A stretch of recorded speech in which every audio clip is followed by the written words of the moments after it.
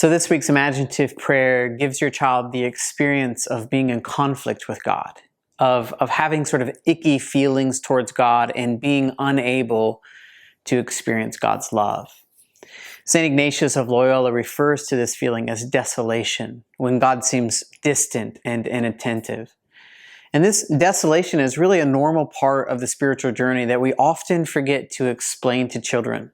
And then as they head into adolescence and they're faced with real life and disappointments, and then often get confused when God feels distant. So listen, as adults, we experience the highs and the lows of connection with God. We find ourselves feeling disconnected from God, and we are trying to learn to pray through it. But these periods of desolation and disconnection can come as a surprise to adults and certainly to kids. So normalizing this kind of disconnection where God seems absent and fostering some self-reflection will help your child prepare to recognize these inner movements of the soul. So this week's imaginative prayer is sort of a symbolic story, both for our experience of separation from God prior to turning towards God, prior to what we might call our first conversion.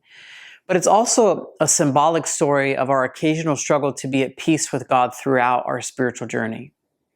So as followers of Jesus, our difficulty experiencing God's love is residue that we live with. And this is because the whole world is in process of moving towards what the Bible calls shalom, or peace with God, and we're just not there yet.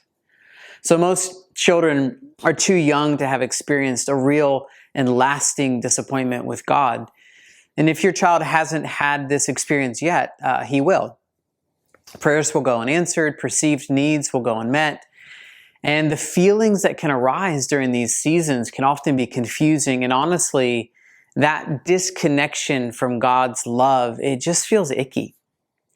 And so in this week's prayer, we're trying to begin to demonstrate that this disconnection, this sort of icky feeling, that we can actually recognize when that's happening and that we can bring that feeling to Jesus. God can meet us in that place of disappointment and disconnection.